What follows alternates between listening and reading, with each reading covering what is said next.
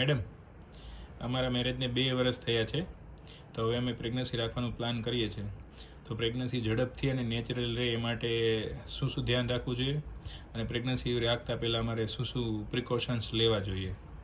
Pregnancy રાખતા પહેલાં સૌપ્રથમ પહેલી વસ્તુ કે હસબન્ડ અને વાઈફની બંનેની લાઈફસ્ટાઈલ અને ડાયટ ચેન્જીસ થવા જોઈએ. બંને ત્યાં સુધી બહારનું જંક ફૂડ છે, અથાવાળું છે, મસાલાવાળું ખાવાનું બને એટલું ઓછું અને બંધ કરવાનું. ઘરની હેલ્ધી વસ્તુ જેમ કે લીલા શાકભાજી, ડ્રાયફ્રૂટ, દૂધ, કઠોળ, સૂકો મેવો એ બધું ખાવાનું, અને બંનેને થોડી થોડી લાઇટ એક્સરસાઇઝ કરવાની હોય છે. બીજી વસ્તુ આવે છે જેમાં હસબન્ડના અને વાઈફના બંનેના અમુક બેઝિક રિપોર્ટ જાણતા હોવા જોઈએ, જેમ કે CBC, બ્લડ ગ્રુપ, પછી થેલેસેમિયા, શુગર અને થાઇરોઇડ. ત્રીજું મેઇન વસ્તુ ઇન્ટિમેસી બંને વચ્ચે સારી હોવી જોઈએ.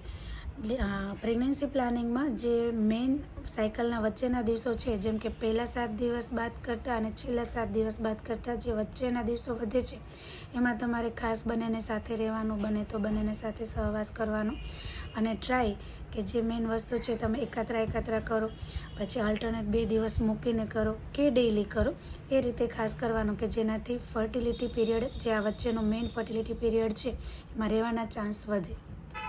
અને ચોથી વસ્તુ કે જે આ તમે 3 આગળની વસ્તુ કર્યા પછી પણ પ્રેગ્નન્સી નથી રહેતી, તો પછી ચોથું આવે છે મેઇન લેડીઝનો ઓવ્યુલેશન પીરિયડ ટ્રેક કરવાનો, કે જેમાં લેડીઝમાં વચ્ચેના દિવસોમાં બીજ બને પણ છે અને ફૂટે પણ છે, જેને ઓવ્યુલેશન કહેવાય, એ ખબર હોવી જોઈએ.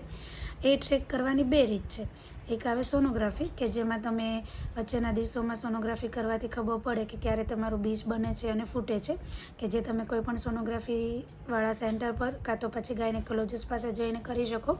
અને બીજું આવે ઓવ્યુલેશન કિટ ટેસ્ટ, કે જેમાં કાર્ડ આવે કે જેમાં તમે વચ્ચેના દિવસોમાં જ્યારે ઓવ્યુલેશન થતું હોય ત્યારે તમે 10મા દિવસથી ચેક કરવાનું ચાલુ કરો, અને એ કાર્ડમાં જ્યારે એકસાથે 2 લીટી આવે ત્યારે તમારું ઓવ્યુલેશન થયું કહેવાય, અને ત્યારે મેળ પડે તો પ્રોપર ત્યારે ટ્રાય કરવાની હોય.